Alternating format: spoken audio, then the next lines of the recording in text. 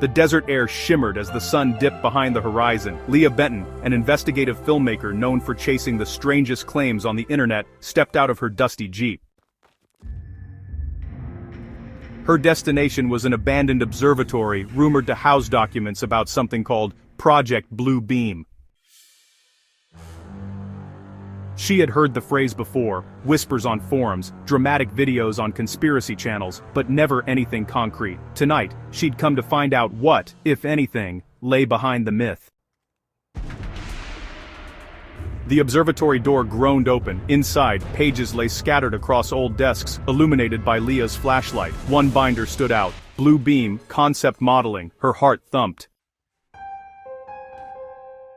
According to the binder, Project Bluebeam was said to be a government or elite-run operation designed to simulate a supernatural or extraterrestrial event using advanced holograms, psychological manipulation, and staged disasters. The final purpose? To justify uniting the world under a single global authority. Leah leaned back. It was wild, dramatic, and honestly straight out of a sci-fi film, but she couldn't deny, it had hooks. As she continued reading, Leah found notes explaining why the theory gained traction. People already knew about real technologies, deepfake videos, making anyone say anything, drone light shows, painting three-dimensional images across the night sky, augmented reality, overlaying digital worlds on physical space, psychological warfare and propaganda, documented for decades. Even NASA had experimented with atmospheric projection techniques. That, combined with government secrecy, was enough to spark imaginations. The document also listed the purported advantages of such a project, if it were real global unity through a shared event, potential to end religious conflicts, creating a scenario that encourages international cooperation. It sounded positive, almost noble, if one ignored the massive ethical violations. Leah flipped the page. The next section, scribbled in harsher handwriting, outlined the enormous problems and ethical nightmares.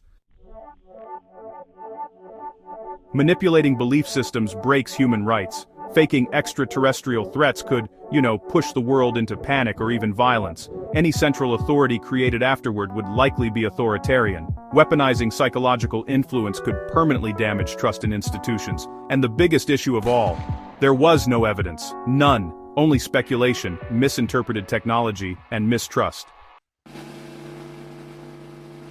Leah stumbled upon a series of letters from debunkers and scientists.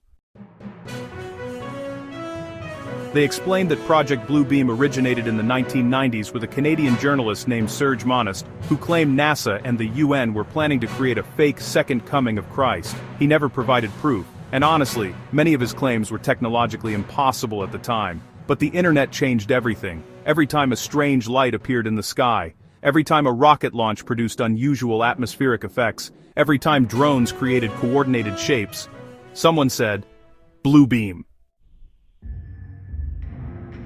So, the controversy grew because, people just don't trust governments. People also have a hard time trusting the media. And, honestly, folks tend to fear technology they don't fully understand. Project Bluebeam, in a way, ended up as a kind of catch-all explanation for anything unusual spotted in the sky. As Leah stepped outside the observatory, the moon hung low, bright and just about perfect.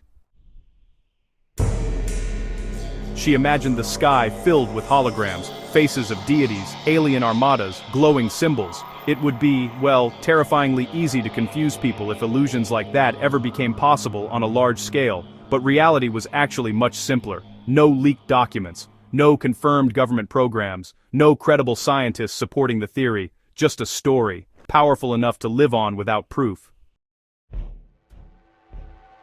Yet Leah couldn't shake the feeling that Project Bluebeam's popularity said something deeper about society, something uncomfortable. People didn't fear holograms, they feared control, they feared lies, they feared a world where the sky itself could deceive them. She packed her gear, locked the observatory behind her and whispered,